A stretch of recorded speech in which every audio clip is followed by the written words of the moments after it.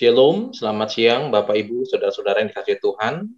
Pada siang hari ini kita bertemu kembali dalam satu acara yang sangat penting, yaitu di mana kita akan belajar Alkitab melalui pelajaran Sopan Sabat. Siang hari ini program kita adalah untuk menunjang program gereja sedunia, yaitu I Will Go, di mana kita akan membekali anggota jemaat kita doakan anggota jemaat kita, agar mereka mau pergi keluar untuk membagikan Injil kebenaran firman Tuhan. Dan siang hari ini yang akan membahas pelajaran Sopan Sabat kita adalah hamba Tuhan Pendeta M. Simbolon. Beliau adalah gembala jemaat di Gereja Masehi Advent Hari ke-7, Jemaat Solidio Depok. Dan pelajaran hari Senin pada hari ini adalah tentang perjanjian dengan Nuh, di mana tema utamanya adalah tentang perjanjian utama. Ayatnya diambil dari Keluaran pasal 19 ayat yang kelima. Dikatakan, jadi sekarang jika kamu sungguh-sungguh mendengarkan firman-Ku dan berpegang pada perjanjian-Ku, maka kamu akan menjadi harta kesayangan-Ku sendiri dari antara segala bangsa, sebab Akulah yang empunya seluruh bumi. Baik, sebelum kita mendengarkan pembahasan, kita akan dengarkan sebuah lagu terlebih dahulu yang akan dibawakan oleh operator kita. Silakan.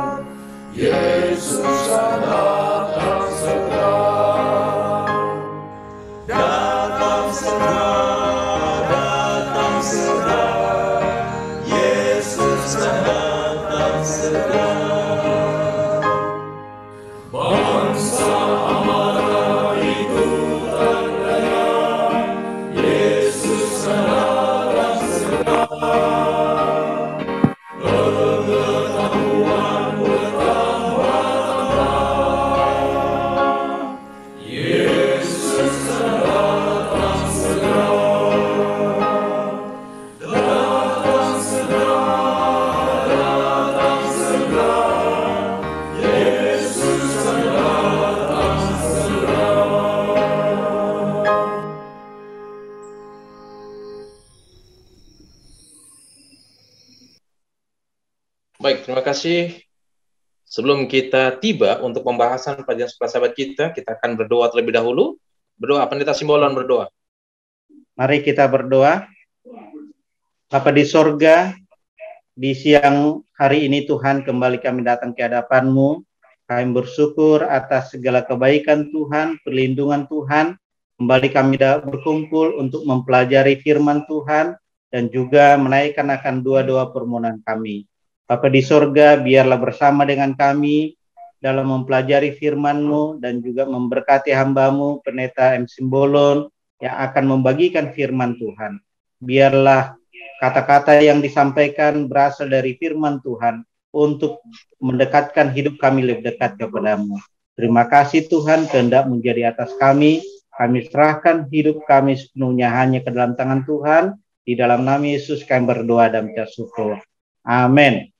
Baik, terima kasih Pendeta. Baik, di hari Senin, hari ini pelajarannya tentang perjanjian dengan Nuh. Ya, apa perjanjian antara Allah dengan Nuh? Oleh sebab itu, silakan Pendeta Manur Simbolon untuk membahas pelajaran sekolah sahabat kita pada hari ini. Silakan Pendeta. Selamat siang saudara-saudara yang kekasih. Kita bersyukur masih bisa kita belajar firman Tuhan pada siang hari ini. Setelah kita mempelajari pelajaran sepanjang minggu lalu, apa yang terjadi, di mana dikatakan yang sudah baik, yang amat baik sudah menjadi rusak. Dan sekarang karena sudah kerusakan itu, Allah ingin memperbaiki. Maka Allah memberikan sebuah perjanjian, yaitu perjanjian utama yang dibahas hari ini sudah tentu tentang perjanjian utama tentang keselamatan bagi manusia yang jatuh ke dalam dosa, di mana mereka mau juga kembali kepada Tuhan. Dan saat ini akan kita mempelajari bagaimana perjanjian dengan Nuh. Apa rupanya yang terjadi? Kenapa harus kepada Nuh juga? Apakah memang orang tidak ada lagi yang benar? Dalam pelajaran kita ini dikatakan Allah telah memberikan sebuah perjanjian kepada Nuh sebelum terjadi air bah. Saya lihat kenapa harus kepada Nuh. Dia katakan karena pada saat itu manusia sudah semakin jahat dan dosa sudah merajalela, namun masih ada sedikit umat Tuhan yang takut kepada Tuhan. Kalau kita baca buku Kejadian pasal 6 itu, bahwa dikatakan Nuh adalah seorang yang benar, tidak bercela, dan bergaul dengan Allah. Nah, kalau kita lihat kan seperti Henok bergaul dengan Allah, bisa saya lihat dari pelajaran ini, bahwa dengan kepergaulannya dengan Allah, kehidupannya yang benar, maka Allah memberitahukan rencananya kepada manusia yang benar itu. Ya. Itulah sebabnya penting kita sebenarnya menjadi orang yang apa? Yang benar. Seperti apa? Dan itulah di dalam ayat inti yang tadi, tujuan Allah juga sebenarnya memilih bangsa Israel itu menjadi umat kesayangannya, karena mereka sebenarnya mau dijadikan sebagai umat-umat Tuhan, sama dengan kita. Jadi karena kejahatan ini, rencana Tuhan diberitahukan kepada Nuh. Dan saya pikir berarti Nuh bukanlah orang sembarangan ya. Dia adalah orang yang benar, tadi dibilang orang yang baik, tidak bercela, walaupun banyak kejahatan. Lalu saya pikir-pikir kira-kira gimana lah umat Tuhan zaman sekarang ya. Bolehkah kita ini seperti Nuh itu tidak terpengaruh pada saat banyak di sekitarnya melakukan kejahatan. Dan lihat kenapa sih harus dibinasakan? Kejahatan apa? Rupanya di situ dikatakan karena jahatnya manusia, apa yang ada di dalam hati mereka selalu ada kejahatan. Sudah mulai mereka bersikap kasar, mulai mereka menyampingkan Tuhan. Mereka mulai mengutamakan hasil-hasil pekerjaan mereka, tidak menghargai Tuhan lagi. Kemudian, kalau mereka melakukan kekerasan, suka, dia katakan di dalam Alfa dan Omega, apa yang dia suka, dia lakukan sendiri. Mau ambil anak orang jadi istrinya, boleh. Sementara itulah semua banyak yang bertentangan di hadapan Tuhan. Sehingga Tuhan mengambil satu keputusan, dia katakan, bahwa dunia akan segera dibinasakan karena dosa sudah merajalela. Tetapi Tuhan tidak pernah tertidur mau memperhatikan umatnya yang tetap setia. Nah, ini penting kita ingat ya. Tuhan tidak pernah tertidur memperhatikan umatnya yang setia seperti Nuh. Lalu diberitahukanlah kepada Nuh apa yang dikatakan tadi di dalam ayat hari ini. Dikatakan di Kejadian 6 ayat 18. Tetapi dengan engkau aku akan mengadakan perjanjianku, dan engkau akan masuk ke dalam bahtera itu, engkau bersama-sama dengan anak-anakmu dan istrimu dan istri anak-anakmu. Okay? Itulah janjinya. Lalu timbul pertanyaan, seandainya Nuh tidak menurut lagi, tadi dia istilahnya orang yang baik, tidak bercela, bergaul dengan Allah. Air bah belum terjadi, tapi Tuhan sudah menjanjikan bahwa dia akan diselamatkan. Seandainya Nuh tidak menurut, maka dijamin dia juga tidak akan selamat. Karena itu sangat penting sebenarnya di apa ini penurutan. Ya. Tuhan katakan buatlah bahtera. Ya. Buatlah bahtera. Karena akan dibinasakan dengan apa? Air bah. Bahtera adalah satu-satunya jalan mau keselamatan bagi mereka. Oleh sebabnya dikatakan dengan iman bahwa Nuh melakukannya untuk siapa? Nah, ini yang paling utama kita lihat. Bukan untuk orang lain, tetapi untuk keselamatan keluarganya. Di dalam buku Ibrani pasal 11 ayat 7, dia membuat bahtera itu demi keselamatan keluarganya. Dihabiskan waktu membangun bahtera, dihabiskan uang, dihabiskan segala-galanya demi keselamatan keluarga. Lalu bagaimanakah dengan umat Tuhan sekarang? Ya, untuk menyelamatkan kita punya keluarga, apa yang kita sudah korbankan? Apakah kita ada waktu yang kita korbankan untuk membina anak-anak kita? Apakah kita pergunakan semua uang yang ada bagi kita untuk keselamatan keluarga kita? Karena sekarang juga kepada Nuh dikatakan akan dibinasakan dunia ini dengan air bah. Kepada kita dikatakan bahwa dunia ini akan dibinasakan dengan apa? Dengan api. Sebenarnya konsep perjanjiannya sama. Untuk mau menyelamatkan. Tidak ada bedanya. Kepada Nuh langsung berbicara, kepada kita langsung ada tertulis sebagai surat pribadinya. Melalui apa? Melalui Alkitab. Ya. Jadi dikatakan, tujuan Allah menyuruh Nuh membangun bahtera adalah untuk menyelamatkan Nuh dari kehancuran. Aduh. Dan sekarang tujuan Allah pun menyuruh kita sebenarnya membangun iman kita agar menyelamatkan kita dari kehancuran. Kehancuran apa?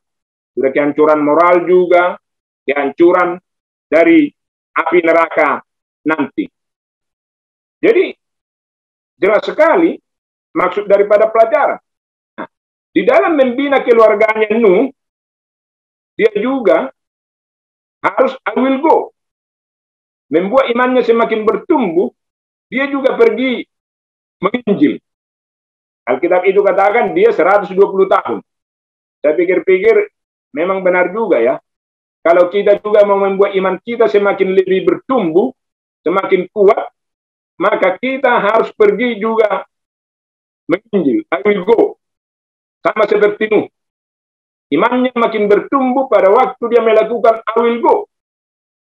Memberitakan kabar bahwa dunia akan dibinasakan oleh air bah. Lalu dia pergi berkhotbah 120 tahun. Sehingga orang ada yang sebenarnya mendengar. Di dalam apa itu dikatakan banyak juga mereka yang mendengar walaupun mereka tidak beriman, tidak bertahan sampai akhir. Ya. Tapi yang saya lihat di sana bahwa Nuh sangat percaya akan janji Tuhan. Dan dia melakukan penurutan sesuai dengan imannya tentang apa yang Tuhan katakan. Dengan janji itu, anak-anaknya pun setia. Istrinya pun setia. Perjanjian Allah itu adalah perjanjian yang memang benar-benar membawa keselamatan kalau mereka mengimani. Nah, itu sebabnya istrinya, anaknya, semua mereka menurut dan mengimani janji itu bahwa mereka akan selamat kalau mereka menurut. Jadi penurutan sangat penting. Tuhan yang menyuruh dia membuat bahtera, memperbaiki bahtera itu keselamatan keluarganya. Tuhan juga yang menyuruh dia untuk sambil memberitahukan kepada orang lain. Hal yang sama juga bagi kita. Kalau kita sekarang, dikatakanlah sekarang seluruh anggota jemaat di wilayah 11, di jemaat wilayah 11, umat-umatku, dunia ini akan mau kubinasakan dengan apa? Api neraka. Karena itu bangunlah imanmu, bahtera, jalan keselamatanmu, bahtera keluargamu, bahtera keselamatan untuk itu, katanya. Apakah yang kita sudah perbuat? Saya pikir-pikir luar biasa juga Nuh ini. Dia bisa melakukannya dengan baik. Ya. Perjanjian dia dengan Nuh luar biasa. Dikatakan di dalam pelajaran kita itu, Allah sudah punya rencana untuk menyelamatkan orang-orang yang setia. Mudah-mudahan kita semua sebenarnya yang di sini sudah ada direncanakan Tuhan untuk menyelamatkan kita, sehingga kita bisa tetap setia dengan iman sambil menurutinya. Lakukan I will go. Allah memberikan perjanjian itu dengan pasti. Bukan ada keraguan-raguan. Dikatakan, aku akan menyelamatkan. Katakan, dengan demikian, mereka cukup luar biasa kehidupan yang mereka lakukan. Dan konsep perjanjian yang paling utama, pertama sekali adalah kepada Nuh. Kata perjanjian itu. Itu bisa dilihat dalam Kejadian 6 ayat 18 itu. Kita ulangi dan saya baca kembali. Tetapi dengan engkau aku akan mengadakan perjanjianku. Dan engkau akan masuk ke dalam bahtera itu. Engkau bersama-sama dengan anak-anakmu dan istrimu dan istri anak-anakmu. Disinilah sebenarnya terjadi satu rencana keselamatan itu. Ya. Menyelamatkan orang-orang. Tetapi Tuhan tidak mau memberikan keselamatan kepada orang yang tidak mau menurut kepadanya. Itulah sebabnya sangat penting umat-umat Tuhan itu menurut. Dan perjanjian itu terlibat antara Allah dan manusia. Termasuk antara Nuh. Dan sekarang antara kita umat Tuhan di wilayah 11 dengan Tuhan, perjanjian ini tetap ada. Berubah generasi, tapi perjanjian itu tetap berlaku bagi kita. Bahwa ada janji keselamatan kepada umatnya yang menurut. Jika kita bisa seperti Nuh zaman sekarang, kehidupan kita, sikap tingkah laku kita harus seperti Nuh. Sehingga apa yang dijanjikan akan bisa menjadi bagian kita. Dan Allah akan membagikan ataupun memenuhi tujuan ilahinya, membuat perjanjian sebagai satu ungkapan hubungannya dengan Nuh pada saat itu. Sekarang hubungannya dengan kita, Allah juga buat perjanjian. Seperti yang kita katakan tadi, bahwa dunia akan dibinasakan dengan apa? Dengan api neraka. Tetapi orang yang tetap setia kepada Tuhan akan diselamatkan. Bukan hanya ayah, tapi ibu dan istri. Di sini sangat penting memang setiap keluarga untuk menyelamatkan keluarga masing-masing. Ya. Sangat penting. Dan kalau iman kita mau bertumbuh, Tuhan mau selamatkan kita, maka kita harus I will go. Ya. Tanpa ada I will go, pergi untuk memberitakan itu, saya pikir tidak ada keselamatan dikasih, karena kita bukanlah orang penurut. Karena ini adalah perintah. Kepada Nuh diperintahkan, engkau harus bikin bahteramu, kembali saya ulangi, bikin bahteramu, pergi kau memberitakan kepada orang lain, I will go. Hal yang sama sekarang, kita perbaiki iman kita, dan kita harus pergi juga menyelamatkan orang lain. Maka janji itu diberikan, aku akan menyelamatkan engkau. Jadi kalau kita semua di wilayah 11 ini mengingat ini, marilah kita semua bergiat untuk menginjil, membagikan akan firman Tuhan, karena waktu sudah semakin dekat.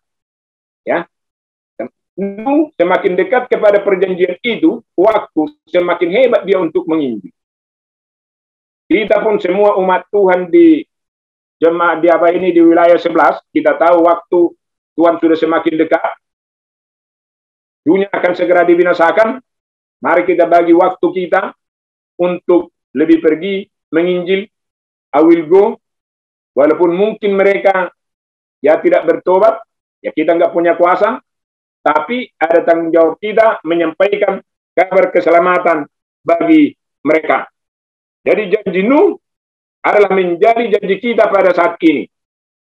Kita berdoa agar kiranya janji itu bisa kita imani dan kita hidupkan, sehingga pada neraka ini nanti dunia binasa, kita sebagai umat Tuhan bisa bersedia. Mungkin kira-kira itu yang bisa saya berikan. Nanti kalau ada pertanyaan boleh kita diskusikan bersama. Tuhan memberkati. Baik, terima kasih Pendeta Simbolon yang sudah membahas pelajaran kita, pelajaran surga sahabat kita di hari Senin, yaitu tentang perjanjian dengan Nuh. Dan kita sudah tahu apa perjanjian antara Allah dengan Nuh dan apa konsekuensinya jika perjanjian itu dilanggar. Ya, jadi kita tahu bahwa sebenarnya yang berinisiatif untuk mengadakan perjanjian itu Allah, bukan Nuh. Ya, demikian juga perjanjian Allah dengan yang lainnya itu juga adalah atas inisiatif Allah, dan manusia hanya melakukan, menuruti, melaksanakan perjanjian itu. Oke, sebenarnya apa tujuan Allah membuat perjanjian dengan Nuh? Ya, kira-kira apa tujuan Allah membuat perjanjian dengan Nuh? Apakah penting perjanjian itu? Karena Allah tahu bagaimana cara untuk menyelamatkan umatnya. Jadi untuk apa Allah membuat perjanjian dengan Nuh atau dengan orang-orang tertentu yang akan kita pelajari? Karena nanti Tuhan buat perjanjian dengan Abraham, Tuhan buat perjanjian dengan Musa, dan lain sebagainya. Kira-kira tujuannya untuk apa itu, Pendeta? Silakan, Pendeta. Kalau tadi juga kita sudah katakan di awalnya bahwa tujuan Allah di dalam membuat perjanjian adalah untuk keselamatan atau menyelamatkan umat-umat Tuhan yang akan tetap apa? Setia. Karena dunia akan segera dibinasakan. Ron buat katakan di dalam Alkitab itu juga dikatakan, karena dunia ini akan dibinasakan dengan air bah, maka aku memberikan perjanjian ke kamu akan diselamatkan. Ya kan? Kalau kamu apa? Menurut itu buatlah bahtera jalannya. Tidak mungkin dia dikatakan diangkat langsung kemana? Ke surga contohnya kan. Karena dunia sudah mau dibinasakan dan orang lain jahat, maka penting Allah memberikan satu jaminan kepada dia. Jaminan. Jaminan keselamatan. Itulah janji Tuhan. Jaminan keselamatan. Dan janji keselamatan itulah yang sebenarnya yang diberikan. Kalau kita baca di dalam ayat itu kan, karena tujuannya untuk menyelamatkan siapa? Nuh. Jadi Tuhan memberikan satu perjanjian kepada Nuh, kamu akan kuselamatkan. Karena itu buat bahtera. Lakukan apa yang saya katakan. Nah, itu yang dikatakan. Sehingga itu yang saya katakan bisa. Tujuannya adalah untuk keselamatan dia. Jalan menyelamatkan daripada siapa? Supaya dia makin teguh. Siapa itu dikatakan makin dia makin setia, makin tetap dia melakukannya, mempunyai iman yang sungguh-sungguh kepada siapa? Karena sudah ada janji Tuhan dan dia tahu itu bahwa Tuhan itu sangat apa? Sayang kepadanya. Dia tahu juga Tuhan itu akan membinasakan apa? Dunia ini.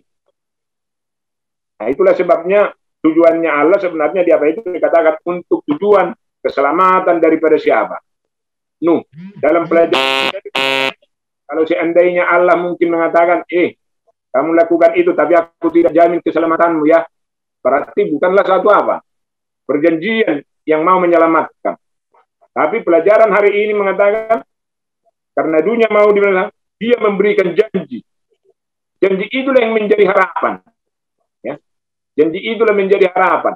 Dan harapan itulah yang sebenarnya yang diimani lalu dilakukan. Untuk kegenapan apa? Janji itu. Dalam pelajaran hari yang berikutnya dikatakan, kalau mereka tidak mengikuti perjanjian itu, rusaklah. Hancur. Nah, jadi itu yang bisa saya katakan tujuannya adalah untuk apa? Keselamatan Nuh. Janji keselamatan. Kira-kira begitu. Oke, baik. Terima kasih, Pendeta. Ini ada pertanyaan lagi nih, Pendeta. Ya, di ruang chat itu ada pertanyaannya. Pertanyaan seperti ini. Apakah perjanjian itu hanyalah sebuah persetujuan? Bagaimana pendeta? Silakan. Perjanjian ada dua, tidak ada satu orang. Harus terlibat kepada kedua orang. Jadi kalau satu orang tidak setuju, maka tidak terjadi perjanjian. Ya. Jadi perjanjian harus setuju. Dua-duanya. Kalau Tuhan katakan, Nuh, aku akan menyelamatkan engkau, tapi Nuh tidak mau, sudah tentu tidak bisa selamat. Jadi perjanjian harus meminta persetujuan kedua belah pihak sama-sama.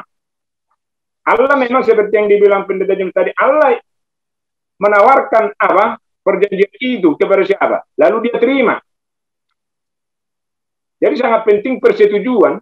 Di dalam apa itu dikatakan, persetujuan kedua belah pihak harus diokekan, barulah terjadi perjanjian. Karena bukan ada perjanjian sepihak. Kira-kira begitu. Oke, baik. Terima kasih, pendeta. Kalau kita perhatikan bahwa perjanjian Allah menggunakan alat peraga. Ya, contoh, pada waktu Allah mengadakan perjanjian dengan Adam dan Hawa di Taman Eden, alat peraganya adalah pohon atau buah. Ya kan? Nah, ketika Allah membuat satu perjanjian dengan Nuh, alat peraganya bahtera. Bahtera. Ya, bahtera. Nah, kira-kira apa makna daripada alat peraga ini? Apa kira-kira makna dari alat peraga ini? Sesuai dengan rencana keselamatan tadi. Ya, silakan pendeta Ringo. Alat peraga sebenarnya itu adalah tools atau alat atau menjadi objek daripada ujian. Contoh, sebenarnya ikatan perjanjian selalu adalah deal antara ya dan tidak. Sebagai Allah yang akan mengasihi umatnya, Allah berjanji akan menyertai, melengkapi, dan memberikan kesejahteraan. Sebagai umat yang sudah dibentuknya, diciptakannya, di kekuatan sendiri kan penurutan. Kan itu ya. Tuhan memberikan penyertaan, manusia berjanji menurut, dan penurutan itu dihasilkan oleh iman. Nah, sekarang pertanyaan kita, apakah semuanya dalam bentuk alat peraga? Sebenarnya semua boleh dibilang iya, boleh juga dibilang tidak. Contoh, 10 hukum itulah yang menjadi isi perjanjian. Nanti kalau saudara buka di Kejadian Keluaran 19 dan Keluaran 20 disebutkan inilah perjanjian. Dan umat itu menjawab, ya kami mau, ya kami berjanji. Oke? Jadi kepada 10 penurutan hukum itu. Nah, sekarang kenapa menjadi pohon, menjadi alat peraga? Sebenarnya kalau saya cocok mengatakan sasaran atau objek, bukan alat peraga. Karena nanti kalau kita berbicara alat peraga, itu alat peraga. Tapi kalau saya katakan objek, bisa jadi pohon. Bagi saya bukan pohon, komputer. Bagi saya mungkin bukan komputer, handphone. Ada baju, bagi ibu-ibu melihat baju, dan lain sebagainya. Banyak sekali. Tetapi isi perjanjian sudah ada. Yang pertama, engkau harus percaya kepada Allah. Yang kedua, jangan menyembah patung. Yang ketiga, jangan menyebut nama Tuhan, jangan dengan sembarangan. Yang keempat, kamu harus datang kepada saya dalam ibadah pada hari Sabat. Yang kelima, hormati ayahmu dan ibumu. Yang terus. Dan itu bisa menyasar kepada apa saja, objek apa saja. Ketika Yesus menjelaskan ini di dalam perumpamaan Tuhan, di dalam khotbah di bukit, laki-laki disoroti. Apa yang laki-laki disoroti? Matamu itu loh. Kenapa? Matamu memandang tapi otakmu sudah ngeras gitu. Itu apakah itu bagian daripada alat peraga? Tidak, objek. Jadi ada objek. Objek yang akan menjadi batu ujian. Nah sekarang banyak jadi batu ujian. Saya menjadi batu ujian bagi jemaat saya. Ketika saya tidak tampil sebagai gembala, sebagai seorang gembala yang care, ketika saya hanya mementingkan kenyamanan diri saya, ketika saya hanya datang ke gereja, ya itu rutinitas saya, dan tidak ada sesuatu yang saya lakukan lebih daripada sekedar rutinitas, maka saya tidak akan begitu diminati. Dapat paham? Jadi kalau kita lihat ini objek, lebih cocok kita katakan objek. Nah, oleh karena itu, kenapa objek itu dibuat? Kenapa buah itu dibuat? Nah, sebenarnya jalan yang terbaik sudah kita jawab kemarin, yaitu bahwa Tuhan menguji keseharian kita. Di dalam keseharian kita yang akan jatuh. Ya. Banyak orang juga jatuh karena makanan, masalah perut, kosong. Masalah tidak memiliki uang dan lain sebagainya. Apakah dengan memiliki tidak memiliki uang lalu kita boleh dihalalkan berdosa, lalu mencuri, lalu mengambil milik orang? Nggak bisa juga. Kan? Itu salah satu ujian. Apakah misalnya karena kita mengatakan, saya sudah mau terbunuh, lalu kemudian saya bunuh duluan? Nggak bisa juga. Nggak, jangan membunuh, tetap ada ujiannya. Walau pertimbangan Tuhan, kalau dalam dunia hukum ada pertimbangan. Daripada saya dibunuh duluan, saya bunuh duluan. Itu pertimbangan hukum ada. Pertimbangan hukum Tuhan enggak seperti itu. Karena satu kali ada pendeta begini. Satu kali pendeta masuk ke dalam sebuah terminal di Sianta. Pendeta ini kemudian didatangi oleh 2 anak gadis karena dia memesan makanan di satu warung. Jadi 2 anak gadis ini datang, "Tulang, kami disekap di sini. Kami hanya bisa melayani dan tidak boleh keluar. Padahal kami sudah 1 tahun lebih nggak balik-balik ke rumah kami. Tolonglah bantu kami, Tulang, untuk keluar dari rumah ini." Datang pendeta ini, dia percaya aja. Dia bilang, "Ambillah apamu, ambillah tas-tasmu, bereskanlah, mana yang punya rumah." Lalu dia datang kepada ibu-ibu di situ yang punya rumah. Begitu dibilangkan maksud itu, langsung dia telepon suaminya. Suaminya ada preman di terminal Pematang Siantar itu. Badannya tinggi, sementara pendeta kita ini lebih tinggi sedikit saja dari saya. Lalu kemudian apa yang terjadi? Mana orangnya katanya? Kata suaminya ini. Lalu si istri gini, tunjuk tangan pakai gini. Tuh katanya, padahal depannya. Lalu kemudian dia pendeta preman ini sudah marah-marah. Begitu dia marah-marah depan, langsung dia bilang begini, "Tuhan, di depan saya ada lebih kuat dari saya, tapi Engkau lebih kuat daripada orang ini. Tolong saya. Terima kasih Tuhan. Amin."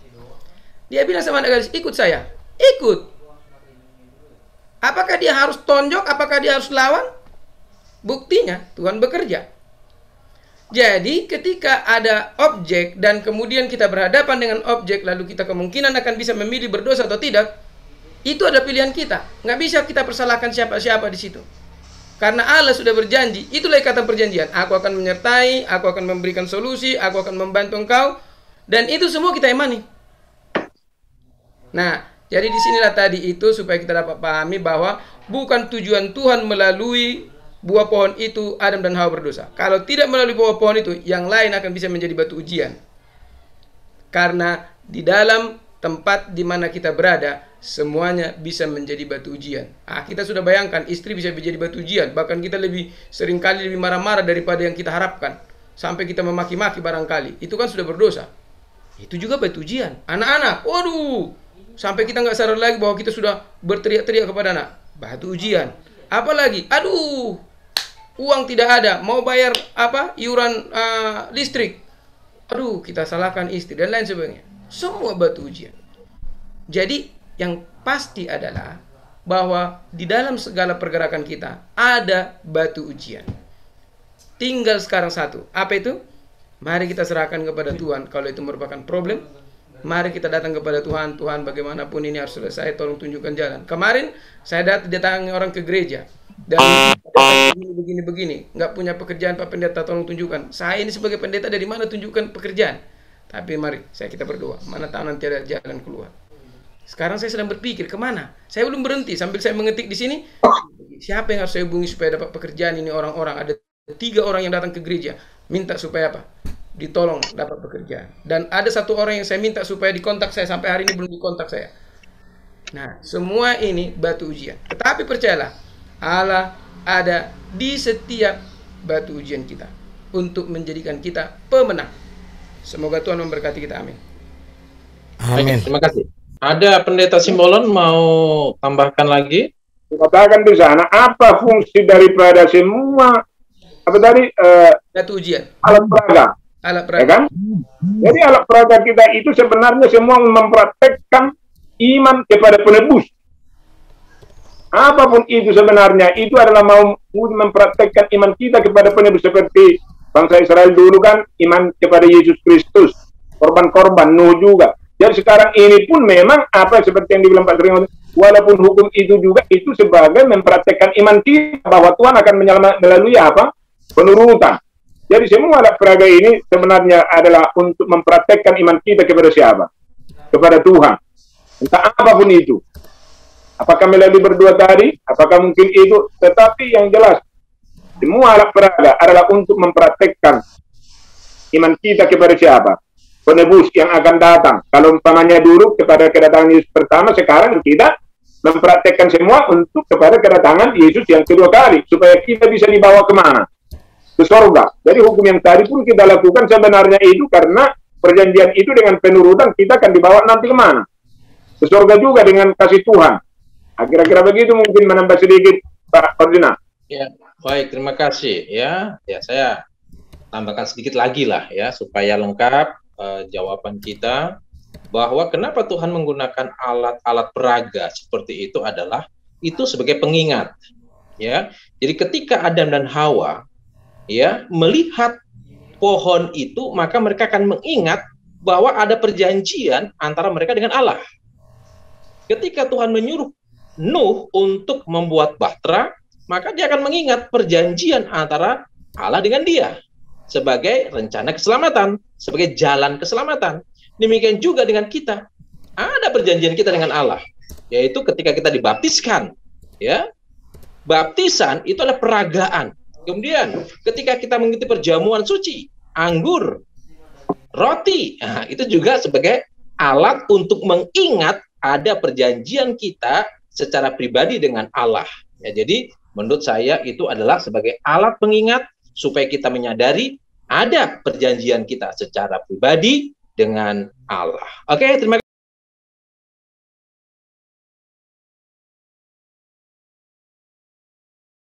Malam hari ini waktu Amerika, pagi hari tentunya waktu Indonesia, dan kita bersyukur dapat kembali bersama-sama untuk mempelajari pelajaran sekolah sahabat kita, perenungan akan firman Tuhan yang akan kita adakan pada saat ini. Baik saudara, kita akan langsung saja. Puji Tuhan tadi malam ya, hari penutupan Sabat, Pendeta Muda Tulus sudah membagikan pelajaran kita, permulaannya.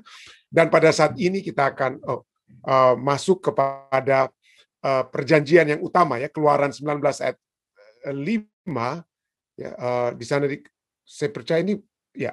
Sekarang, jika kamu sungguh-sungguh mendengarkan firman-Ku dan berpegang pada perjanjian-Ku, maka kamu akan menjadi harta kesayangan-Ku sendiri dari antara segala bangsa, sebab Akulah yang empunya seluruh bumi. Ini adalah ayat tema untuk sepanjang minggu ini. Dengan judul sepanjang minggu ini adalah perjanjian yang utama.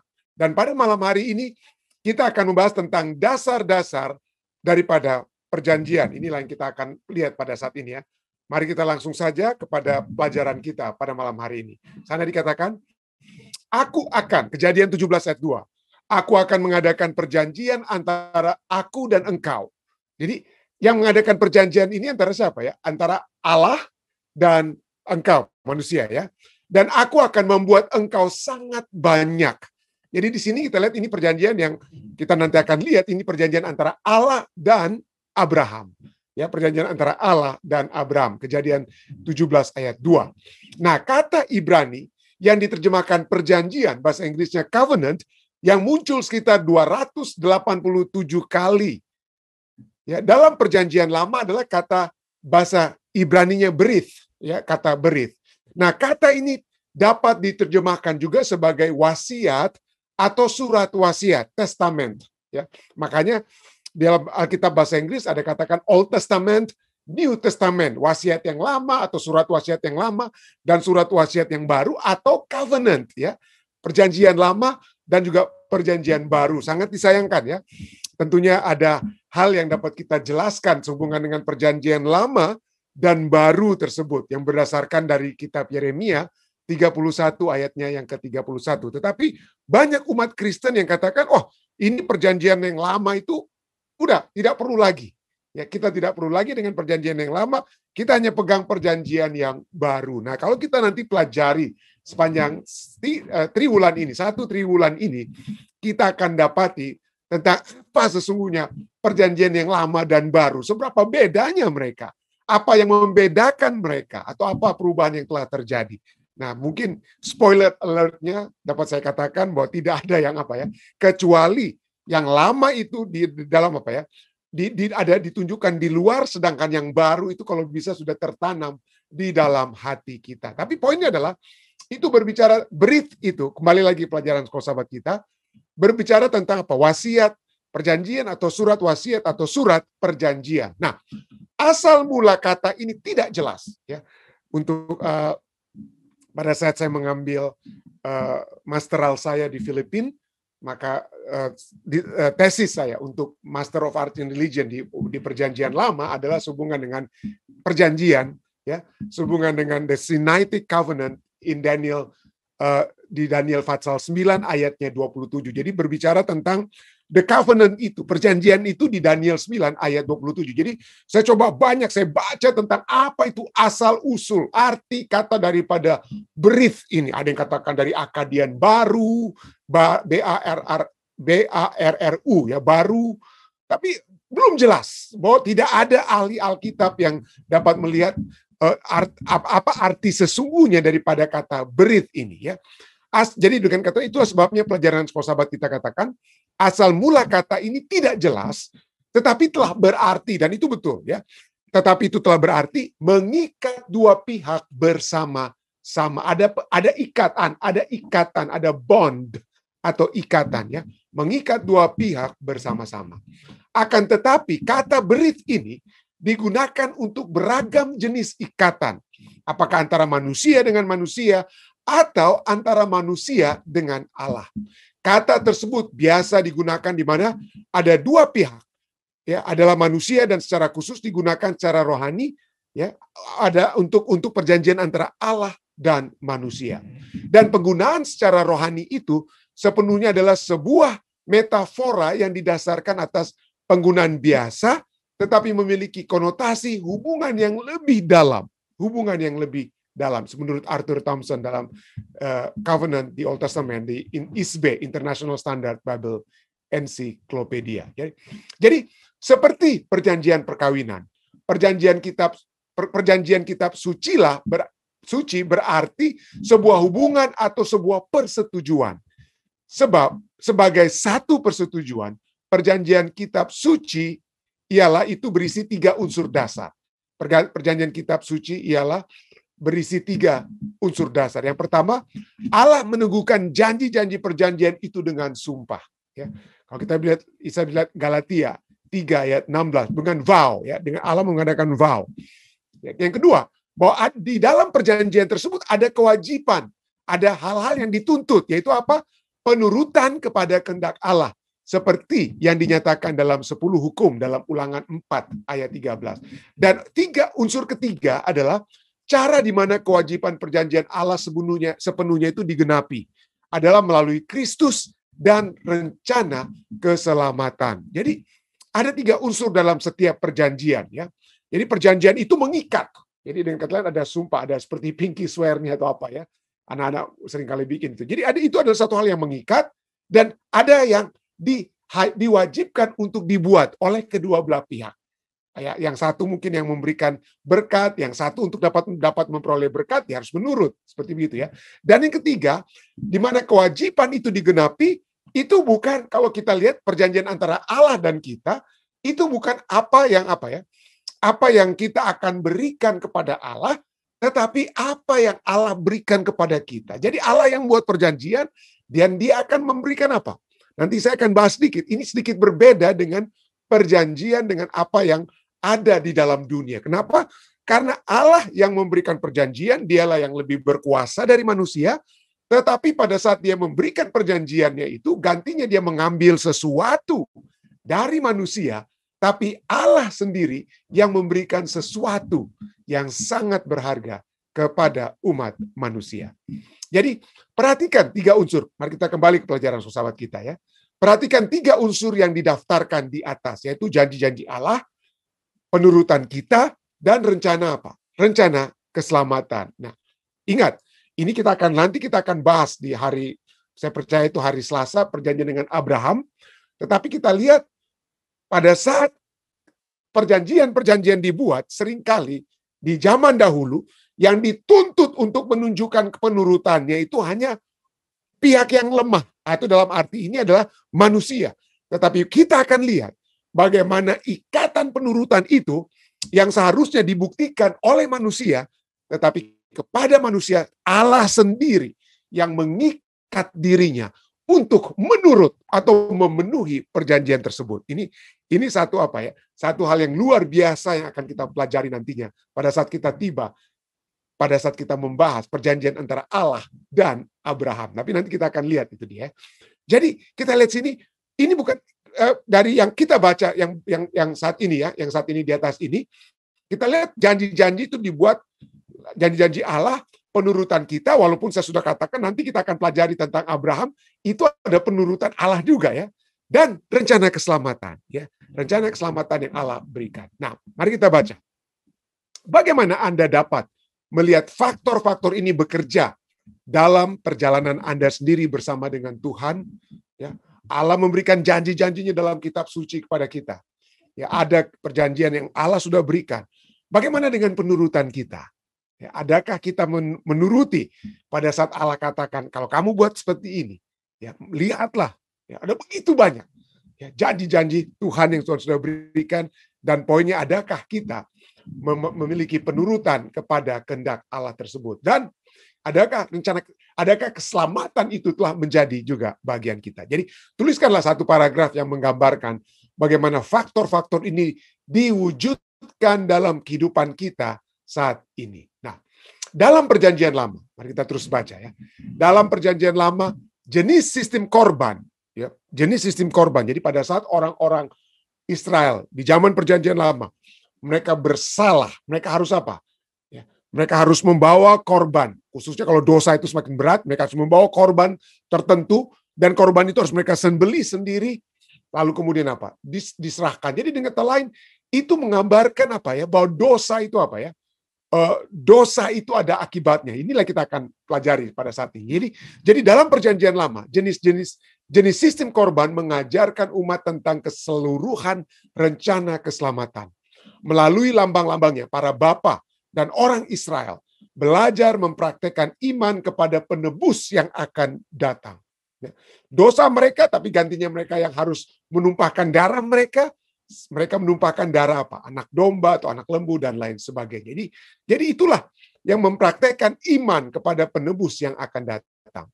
Melalui upacara-upacara korban, orang yang bersalah mendapatkan pengampunan dari dosa dan bebas dari rasa bersalah. Berkat-berkat perjanjian itu dapat dipertahankan, dan dengan demikian pertumbuhan rohani, memulihkan citra Allah dalam kehidupan dapat terus berlangsung. Bahkan jika manusia gagal mempertahankan nasib mereka dalam perjanjian tersebut, ya, tapi kehidupan itu dapat apa? Terus berlangsung. Dalam kasih-Nya Allah ingin tetap memiliki apa ya? Satu hubungan dengan manusia. Meskipun pelajaran sahabat kita katakan, meskipun ada perjanjian yang dibuat di antara manusia dengan manusia, kegunaan utama dari kata berith dalam kitab suci Ibrani juga mencakup hubungan antara Allah dan manusia. Menyadari siapa Allah itu dan siapa kita dibandingkan dengan Dia.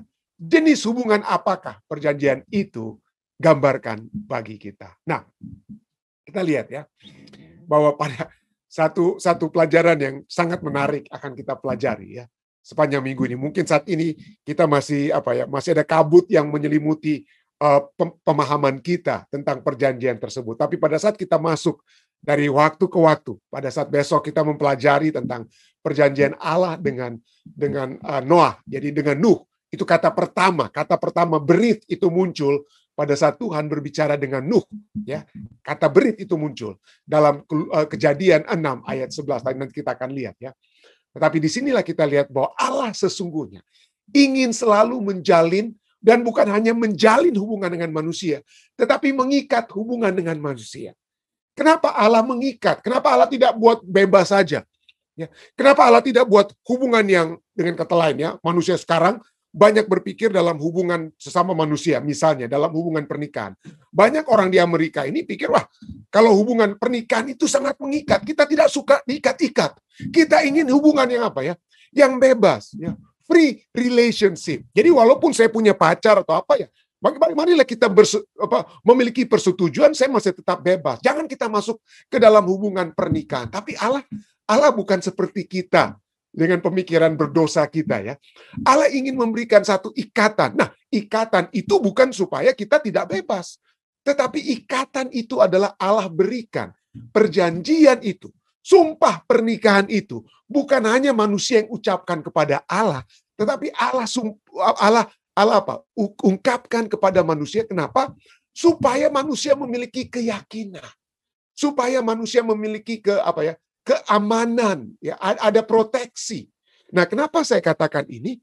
Karena kalau kita lihat hubungan manusia, ada orang yang di Amerika Serikat atau mungkin saya percaya di mana saja saat ini ya, mereka masuk ke dalam satu hubungan bersama. Mereka beli rumah bersama, tapi mereka tidak menikah. Artinya mereka memiliki satu hubungan, mereka pindah satu tempat bersama, hidup. Ya, mereka beli properti bersama. Tetapi tahukah Anda, kalau Anda tidak berada dalam satu hubungan pernikahan, tidak ada surat pernikahan, walaupun itu hanya sepotong surat pernikahan, tapi pada saat ada masalah, maka pada saat Anda berpisah, Anda tidak memiliki keterikatan tentang siapa yang memiliki misalnya rumah tersebut atau harta benda ini tersebut. Kalau tidak ada surat pernikahan. Jadi pada umumnya, pada saat seorang pria dan wanita di Amerika Serikat ini masuk dalam satu hubungan, ya mereka menjadi seperti suami istri, tetapi mereka tidak masuk ke dalam satu hubungan pernikahan, maka yang sering kali terjadi adalah kebuntungan, bukan keuntungan, tapi kebuntungan akan menjadi bagian pihak yang lemah. Dan khususnya seringkali yang terjadi di Amerika Serikat ini adalah terjadi kepada pihak wanita. Jadi walaupun mungkin dia mengeluarkan uang untuk pada saat mereka membeli rumah bersama-sama, ya mereka beli rumah bersama-sama, mereka bayar setiap bulan rumah tersebut bersama-sama, antara seorang pria dan wanita. Tapi pada saat mereka berpisah, tidak ada surat pernikahan, maka pembagian harta rumah tersebut biasanya tidak menguntungkan sang wanita. Dan itulah sebabnya, ya, itulah sebabnya dari sini saja kita sudah melihat kenapa sampai Allah ingin supaya kita bisa masuk ke dalam satu hubungan pernikahan yang resmi. Allah ingin masuk ke dalam satu hubungan pernikahan yang resmi dengan manusia agar supaya ada apa?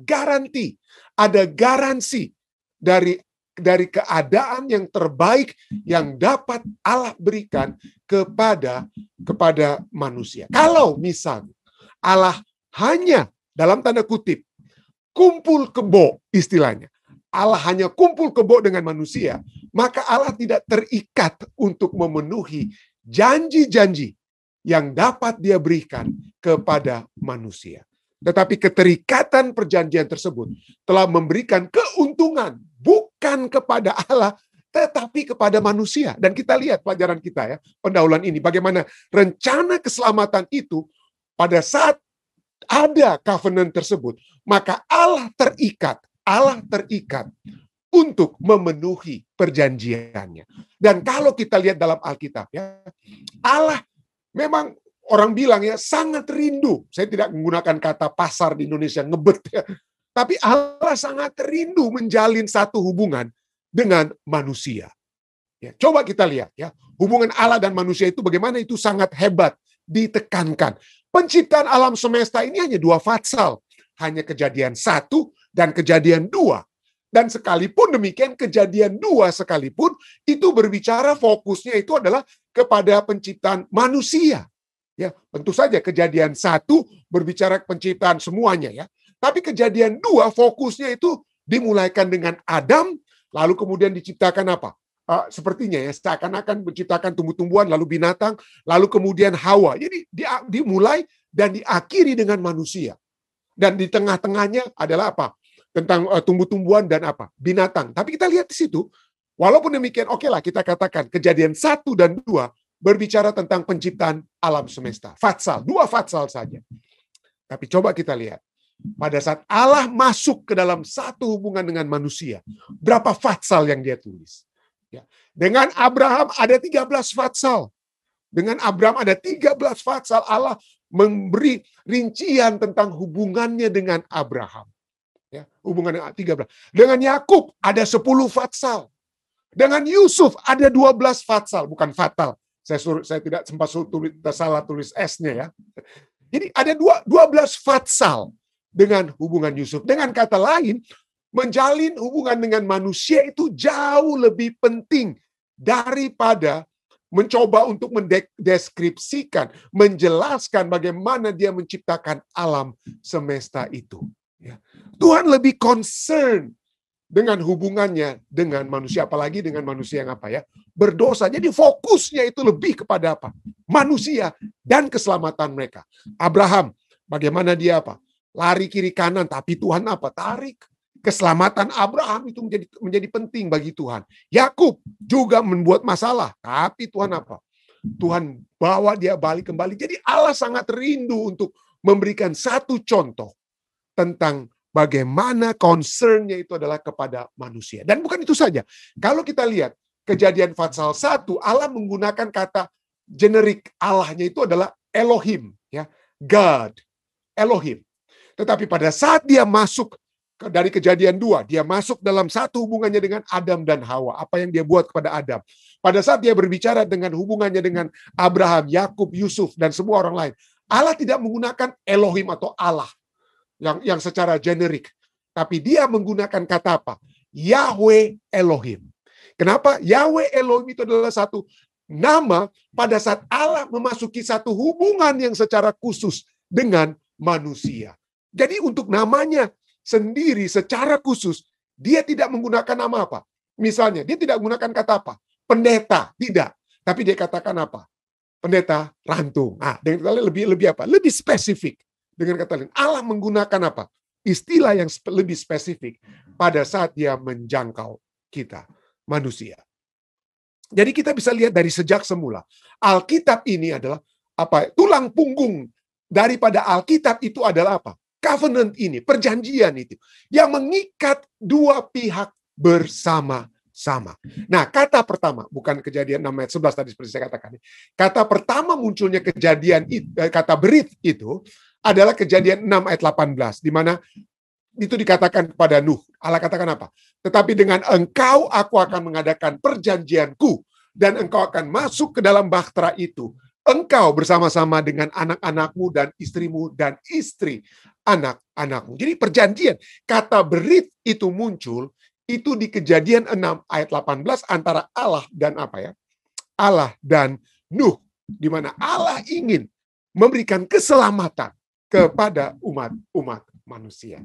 Nah, kata bicara tentang berit ini atau perjanjian, kita lihat seperti pelajaran kita tadi kita sudah baca bahwa perjanjian itu dapat terjadi antara sesama manusia. Kita bisa lihat misalnya perjanjian antara dua sahabat, Daud dan Yonatan, mereka mengikat satu perjanjian. Misalnya Yonatan katakan kalau sampai saya tidak hidup, jagalah keturunan saya ya. Makanya Mephibosheth itu dan lain sebagainya itu terus dijaga oleh Daud ya. Jadi antara dua sahabat, antara suami dan istri dalam pernikahan. Kita lihat ada Hosea, kitab Hosea itu berbicara tentang perjanjian tersebut, atau Maleakhi 2:14 berbicara antara suami dan istri mengikat satu perjanjian antara raja, seorang raja dan rakyatnya. Ya, apa yang akan raja lakukan, apa yang rakyat akan berikan kepada raja. Nah, yang keempat adalah antara bangsa dengan bangsa lainnya. Dan bangsa dengan bangsa lainnya ini dapat dibagi dua. Yaitu yang pertama perjanjian antara mereka dengan yang memiliki kedudukan atau status yang sama.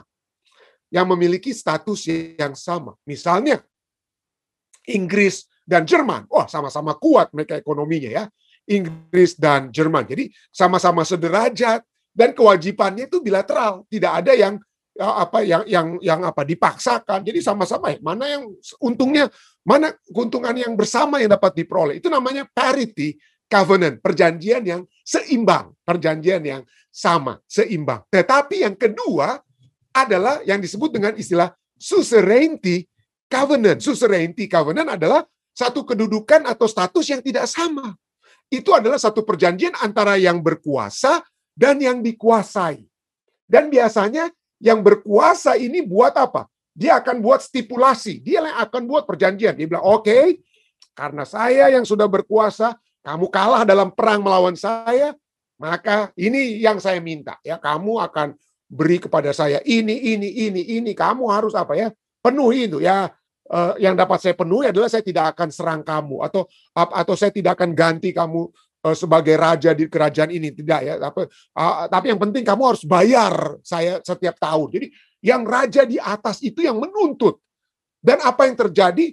Yang di bawah ini yang terjadi adalah mereka harus mengakui tuntutan daripada yang berkuasa.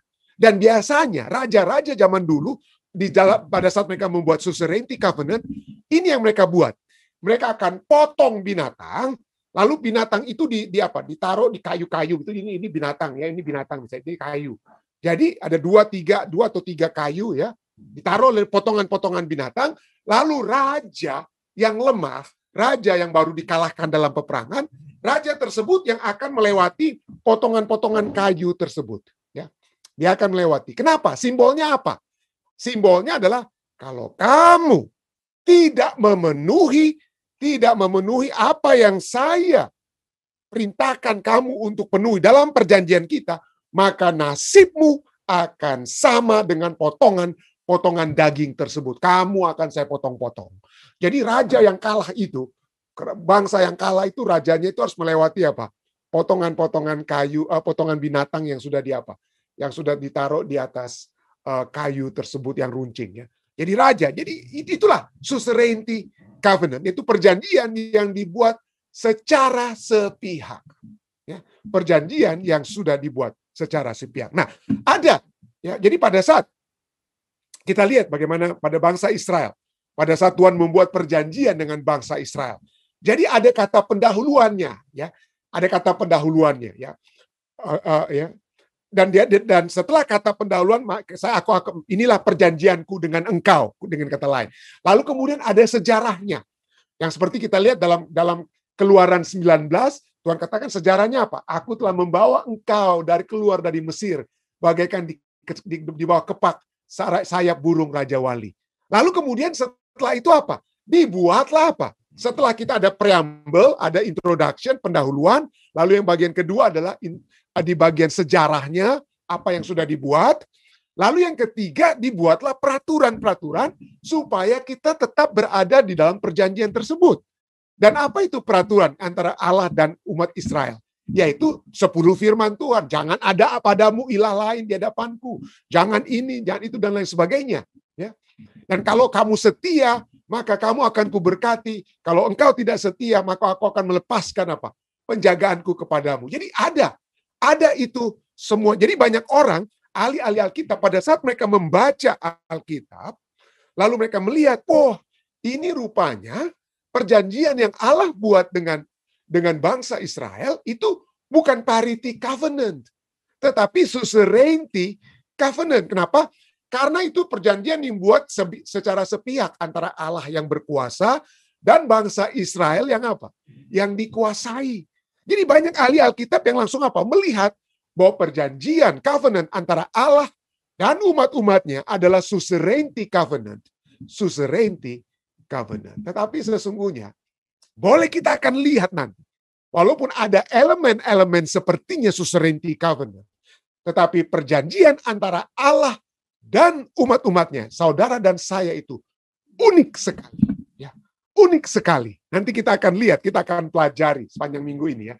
Apa yang membuat perjanjian Allah dengan manusia itu, walaupun ada unsur-unsur suzerainty covenant, tetapi keunikannya itu juga dapat kita lihat.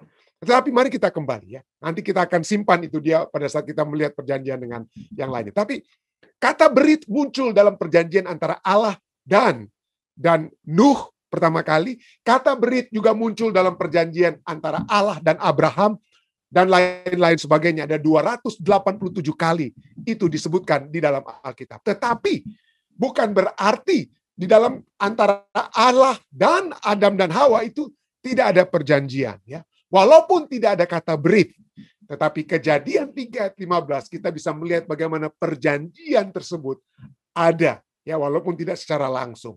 Sana dikatakan apa? Aku akan mengadakan permusuhan antara engkau dan perempuan ini. Allah berkata kepada ular ya, keturunanmu dan keturunannya. keturunan manusia, keturunan perempuan ini akan meremukkan kepalamu dan engkau akan meremukkan tumitnya. Ini perjanjian yang Allah buat, ya. Yang Allah buat antara setan dan apa? Dan Hawa atau umat manusia. Apa yang akan terjadi? Ya. Apa yang akan terjadi? Dan dari sinilah kita melihat bagaimana Allah memberikan ini. Selalu kita harus lihat kenapa ini, saya katakan salah satu keunikan daripada covenant antara Allah dan manusia. Yang berbeda dengan suzerainty covenant antara yang berkuasa dengan yang dikuasai adalah bahwa pengharapan yang diberikan oleh Allah itu adalah sesuatu hal yang apa? Yang kurang terdapat di dalam suzerainty covenant. Kurang terdapat. Yang ada dalam suzerainty covenant adalah beban. Tetapi kalau kita lihat dalam setiap hal yang Allah lakukan dengan manusia, yang terutama yang akan selalu kita lihat adalah Allah selalu memberikan pengharapan. Pengharapan apa? Keselamatan. Dan pengharapan keselamatan itu, kalau kita lihat keturunannya akan meremukkan kepalamu, seakan-akan itu keturunan manusia atau manusia yang melakukan sesuatu. Tetapi kita ketahui bahwa manusia dari keturunan Hawa itu tidak lain adalah anak Allah itu sendiri. Atau Allah itu sendiri. Jadi yang memenuhi perjanjian itu bukan mereka yang dikuasai yang harus memenuhi perjanjian itu, tetapi Allah sendiri yang membuat perjanjian. Dia memastikan perjanjian itu untuk dapat berjalan sesuai dengan yang dikehendaki. Kalau suzerainty covenant yang berkuasa mengharapkan yang dikuasai memenuhi perjanjian, mengusahakan perjanjian tersebut. Tetapi di sini kita lihat di dalam perjanjian antara Allah dan manusia, Allah yang mengusahakan agar perjanjian itu apa? Terjadi. Dan tidak heran kita bisa melihat dalam Alkitab bahwa perjanjian antara Allah dan manusia itu diulang-ulangi. Diulang-ulangi. Kenapa? Karena Allah lupa. Ya. Kenapa harus diperbaharui? Kalau kita lihat masalahnya bukan dikarenakan Allah yang melupakan perjanjian, tetapi dikarenakan oleh sebab manusia yang lari terus dari apa? Perjanjian tersebut. Ya. Manusia yang terus-menerus lari, tidak heran pada saat perjanjian itu diperbaharui dengan Nuh. Itu sebabnya apa? Kenapa harus Nuh mendapatkan perjanjian kembali dari Allah dalam Kejadian 6 ayat 18 seperti kita sudah baca tadi? Karena Kejadian 6 ayat 11 katakan apa? Adapun bumi ini telah rusak di hadapan Allah dan penuh dengan kekerasan. Penuh dengan kekerasan. Ya. Dan kalau kita lihat, pada saat manusia rusak tersebut, gantinya Allah hancurkan semua dengan kata lain. Tetapi dia memberikan kesempatan melalui Nuh berkhotbah selama, kita akan bahas besok malam, 120 tahun, saudara, panggil siapa yang mau bertobat. Siapa yang dapat diselamatkan. Ya, karena Allah ingin memastikan bahwa perjanjian yang dia buat itu akan berhasil. Ya, akan berhasil. Dia tidak hanya main hukum-menghukum, tetapi dia Allah yang memiliki pengharapan dan berharap manusia yang kepala batu ini, yang rusak ini, yang penuh dengan kekerasan ini akan berbalik. Seperti Hosea, istrinya tidak apa? Istrinya tidak setia, istrinya yang orang Manado bilang kalabur, lari. Tapi Hosea yang cari. Itulah gambaran Allah. Ya. Allah yang harus mencari pasangannya yang lari dari dia. Kenapa? Karena dia ingin pasangan itu berbalik. Dia ingin agar perjanjiannya dengan manusia itu apa?